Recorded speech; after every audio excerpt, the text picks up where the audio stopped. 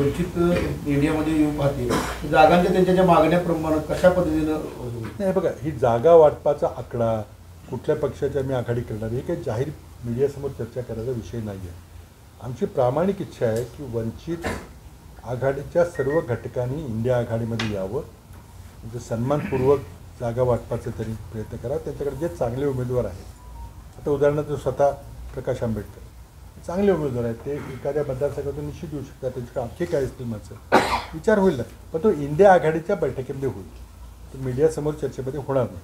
आणि त्यामुळे कोणी जे काही भडक वक्तव्य करतं ते कशाकरता करते थांबवली पाहिजे. मी त्यांना एवढं सांगितलं होतं की प्रकाशरावनी ते स्वतः संघटनेचे अध्यक्ष आहेत, त्यांनी इंडिया आघाडीच्या समन्वयाला दिलं पाहिजे, बोललं पाहिजे, भेटलं पाहिजे आणि सांगितलं पाहिजे की आम्ही येऊ इच्छितो, आम्हाला सामावून घ्या.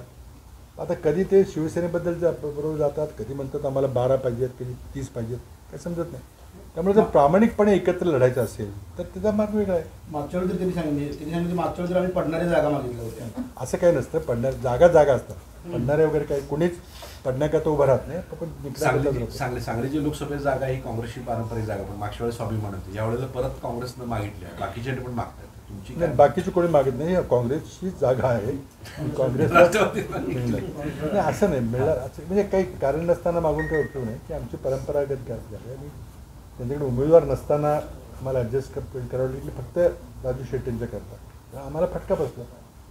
पण त्यामुळे आता तशी चूक होणार नाही. तरीसुद्धा महाविकास आघाडीमध्ये महाराष्ट्र 48मध्ये सगळ्यात जास्त जागा आहे काँग्रेसकडे असतील तर इतर आकड्याबद्दल मी काही बोलणार नाही, माझा अधिकार नाही आहे. इंडिया आघाडीमध्ये ठरेल, तर मागणी करताना कोण किती मागणी करेल त्याला काय करेल. सर, उद्या इंडिया आघाडीची दिल्लीमध्ये बैठक होती, तुम्ही जाणार आहात किंवा नाही, मी